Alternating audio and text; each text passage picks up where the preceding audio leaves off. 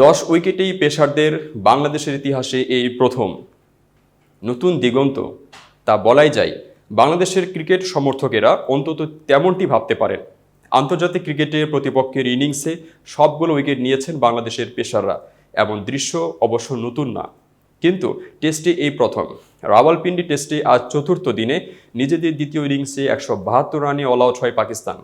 সবগুলো উইকেটই নিজেদের মধ্যে ভাগ করে নিয়েছেন বাংলাদেশের 3 পেসার হাসান মাহমুদ, নাহিদ রাহানা ও তাসকিন আহমেদ।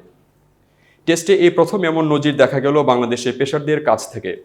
43 রানে 5 উইকেট নিয়েছেন হাসান। টেস্টে এটাই তার প্রথম ইনিংসে 5 উইকেট। পাকিস্তানের বিপক্ষে টেস্টে বাংলাদেশের প্রথম পেসার হিসেবেও নিলেন 5 উইকেট। হাসানের এমন পারফরম্যান্সেই নজিরটি প্রথমবারের মতো দেখার অন্যতম কারণ। 44 রানে 4 উইকেট নেন আরেক পেসার নাহিদ রানা এবং তাসকিন নেন 40 রানে 1 উইকেট। টেস্টে এক ইনিংসে প্রতিপক্ষের 10টি উইকেটই নেওয়ার ঘটনা বাংলাদেশের পেসারদের জন্য এটাই প্রথম হলেও আন্তর্জাতিক ক্রিকেটে এর আগে আরও দুবার এই কীর্তি গড়েছেন তারা, এবং এর একটিতে জড়িয়ে আছে হাসানের নামও। দুটি নজিরই গত বছর। প্রথমটি গত 23 মার্চ সিলেটে আয়ারল্যান্ডের বিপক্ষে তৃতীয় ওয়ানডেতে।